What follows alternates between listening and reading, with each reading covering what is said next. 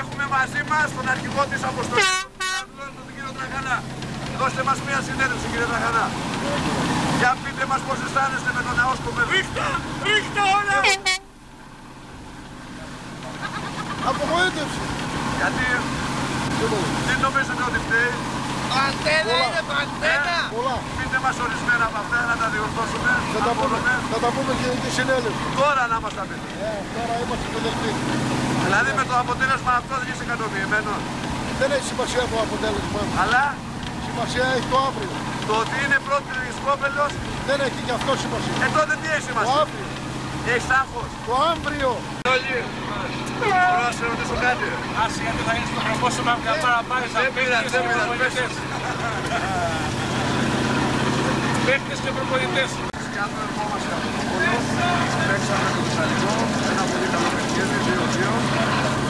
Συγχώρες που είχαμε πρόεδρε. Ο Γιώργος Ζοκοχίλης.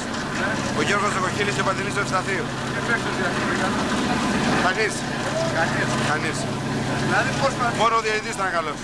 Διαιτητής. Λοιπόν, για πες μου τώρα εσύ αυτή τη στιγμή, μετά από αυτή την εμπειρία των πρώην ομάδων, πώς τα βλέπεις αυτά. Δεν χωρά αμφιβολία ότι η Σκόπελος θα ανέβει την κατηγορία. Αυτό πώς το λες. Γιατί έχουμε κάνει 7 αγώνες, έχουμε κερδίσει 7 παιχνίδια, είχαμε τον 8ο αγώνα σήμερα, φέραμε εκεί. Δεν τράβηξε η ομάδα, όμως το αποτέλεσμα θεωρείται θετικό. Δηλαδή πιστεύεις ότι με κανένα διακριθέντα παίχτη. Δεν άκουσα. Με κανένα διακριθέντα παίχτη φέραμε θετικό αποτέλεσμα. Δηλαδή έχουμε άλλους τρόπους για να ανέβουμε κατηγορία. Τρόποι υπάρχουν πάρα πολλοί. Για πες μου ορισμένος. Κυρίως η ομαδικότητα. Εκτός από αυτή, κανένας άλλος πλάγιος τρόπος. Μόνο ο Πλαϊνός γνωρίζει αυτά. Εσύ. Εγώ δεν μπορώ να πω τέτοια πράγματα στην κάμερα. Είναι ορισμένα πράγματα τα οποία δεν λέγονται. Το μέλλον τι επιφυλάσσει. Εκπλήξεις.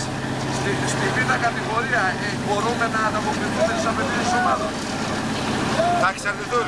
Θα εξαρτηθεί. Από τι θα γίνει. Από τις κινήσεις του Διοικητικού Συμβουλίου. Ναι, αυτό λέω, το τωρινό Διοικητικό Συμβούλιο είναι ικανό, πώς το λέτε. Πιστεύω φάνταστα. Για να φτάσει στην ομάδα στη Δέλτα Εθνική. Ευχαριστώ πολύ. Για πες μου σε παρακαλώ, πώς αισθάνεσαι που ταξιδεύεις με την νικήτρια ομάδα της Κοπέλου. Ποια είναι αυτή η ομάδα, δεν γνωρίζω. Ο ΑΟΣ Κοπέλου. Δεν γνωρίζω τέτοια. Τι δεν δεν γνωρίζεις. Δεν γνωρίζω την ΑΟΣ Κοπέλου. Ο Τακάδρης στην Κερκίδα γιατί βρίζεις τους διαιτητές συνέχεια. Πάντα, έτσι είμαι φίλαθλος. Αφού είμαι χούλιγαν. Πρώτα είσαι μεθυσμένος εσύ. Καθόλου. Τι καλό, Κάνεις μεγάλο λάθος. Έχεις 10-20 πεταράκια. Και 100 να πίναμε το ίδιο είναι. Με τον Παντελή το Πετσάνι τι έχεις να πεις για τον Παντελή το Πετσάνι. Για το παιδί του Πετσάνι τον έστειλε να βγάλει 4 φωτογραφίες να βγάλει δελτίο αύριο το πρωί. Πιστεύεις ότι θα βοηθήσει τον πρώτα. Πάντα. Πάντα, αυτός και ο Μανώλης. Ο Μανώλης ποιος Μανώλης. Βελτζενίδης δυο.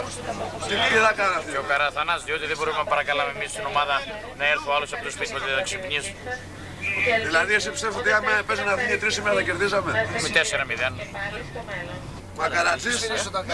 Μακαρατζής. Από το ραδιαφωνικό σταθμό της Κοπέλου. Ραδιαφωνικό. Τι να κάνουμε, είμαστε βραδίγλωσσοι. Για πες μου σε παρακαλώ, γιατί είσαι ατομιστής. Στο λαιμό σου εγώ τώρα.